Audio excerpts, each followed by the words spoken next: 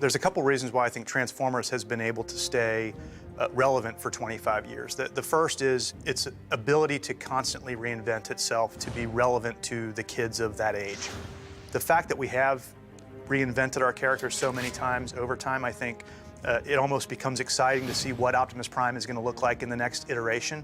We don't want to give them the same thing twice. We want them to recognize their heroes and their characters, and clearly Optimus Prime is Optimus Prime, and Bumblebee, and Starscream, and Megatron. You know, you have to have certain elements that are kind of iconic and that continue forward so that people can recognize characters, especially young people who aren't as familiar with all the different iterations of Optimus Prime over the many years.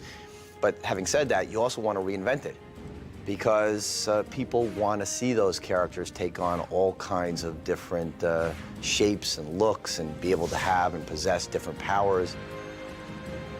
The other part of it is the passion of the fans, is that that really helped kind of bridge the two worlds together when the first movie came out, as you had all these new kids that were getting into the brand for the first time because of the impact that the movie had and the ability to showcase the story on this massive scale.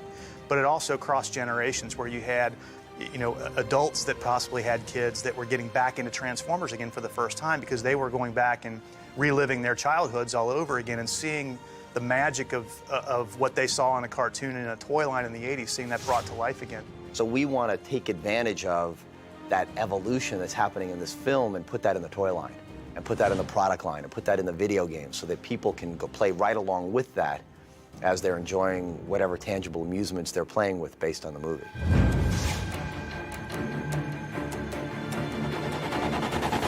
The one thing that does set Hasbro apart from a lot of other companies is the passion of its employees. We typically bring in people that have a general interest in the things that we produce as a company, and it shows in the workmanship that we have in our product. It shows in our marketing. A lot of the team members have been around on the Transformers brand for 5+ years, and so we've all been there, you know, before the movie, and we're here after the movie as well to help steer that ship and keep that consistency going. There's not too many opportunities in the toy industry, particularly, that you get to work on something that meant something to you as a child. There's not too many brands that have that length, and because Hasbro is in the creation seat as well as the product design seat, we have to think about it logically and passionately so that it's around in another 25 years. The 25th anniversary of Transformers is a really big deal for us, especially from a personal standpoint. Most of the designers on the team are of the age where we grew up with this. You know, we're the same age as the fans that are out there now. It's really special to be a part of it now, 25 years later, after growing up with playing with these same characters and same toys. If he said something like, you know, no one can beat Starscream, and then he said it again in like jet mode, it would make sense, yeah. You know? Oh, that's great. I'm amazed every day when I see what we do and when we get the first models that come in. It still blows me away today when I see the first gray model of any new Transformers toy that we do, of just the technical expertise that goes into making a toy like that. I don't know if you've actually ever tried to unfold one of those things. It's just quite hard, and only kids can figure it out. They're puzzles, and they can be very complex puzzles or very easy puzzles. The challenge with the movie designs clearly makes them complex puzzles. However, we work with a great partner in Takara Tomy, and have for 25+ years. They bring a great skill set, and the designers here bring a great visual skill set along with the knowledge of how to move parts. We make it work. When we take a look at the challenges that laid ahead of us when we first did the product for the first movie, we looked around at each other saying, how are we going to do this? How do we make that robot look like that vehicle? And you look at the first movie line and it looks tremendous. Then we see the same character done for movie 2, and it looks, you know, twice as good because of how well they were able to take the learnings of what happened with the first toy and turn that into the next version. I think one of the easiest ones to take a look at is our Optimus Prime toy from our leader assortment, which is one of our bigger toys. The first one I thought was tremendous, and now the movie 2 version is like, it feels like it's light years ahead of the first one just because of how they continued to really better themselves every single time out.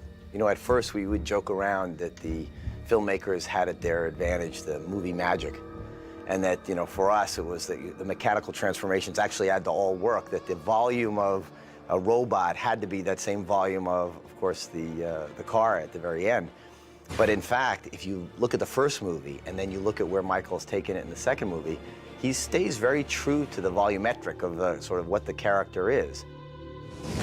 They give me a huge license on creating all sorts of characters, from the wheelie character to the Reed Man to the little bugs. So it's really fun for our creative team, my robot designers, to have fun and create Transformer robots. There's an iconic look of what they are, because you still see a lot of the car parts in their robot modes, and that's what helps you identify that it's a Transformer. So all the parts that are on the exterior in the car mode or the jet mode, they have to go somewhere. And so I think we were able to get to a really good place where the studio did a great job of really bringing the characters to life and finding that way of how do you make a magical conversion on screen that has all the complexity that it has, and then have that allow Hasbro to be able to still make a magical toy that still replicates a lot of the great transformation that you do see in the movie. So this next new toy line for Revenge of the Fallen has all of those specific elements. You see all the gears turning and all the things happening. So as this character is unfolding, you're really seeing that transformation.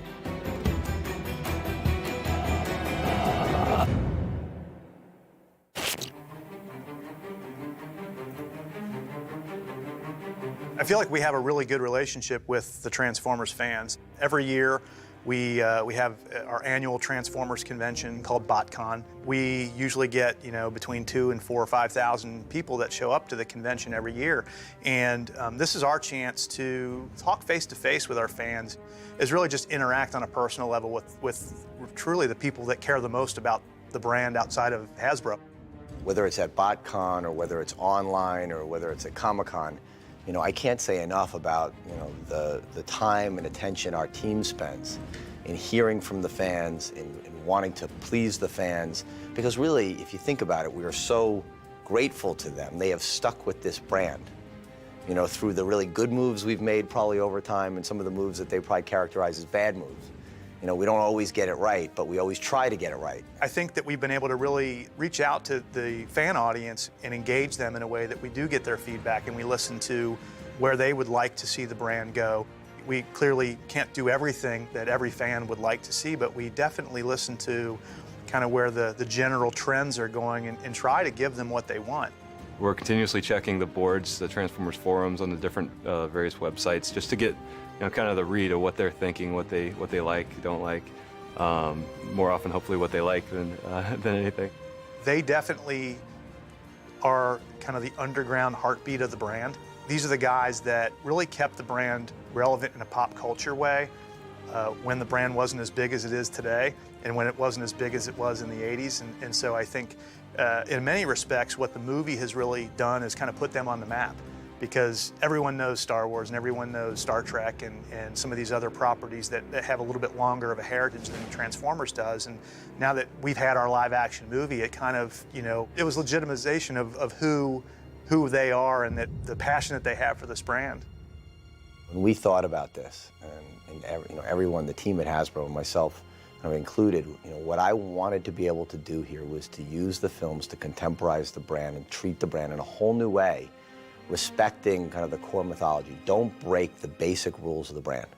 Because if we can keep the basic rules of the brand intact, then this can go on forever. Because more than meets the eye is not that different than what your mom would tell you when you're a little kid: don't judge a book by its cover. So it's this basic kind of core universal truth that then can be explored in so many ways. And what I really appreciate is that the filmmakers equally appreciate that.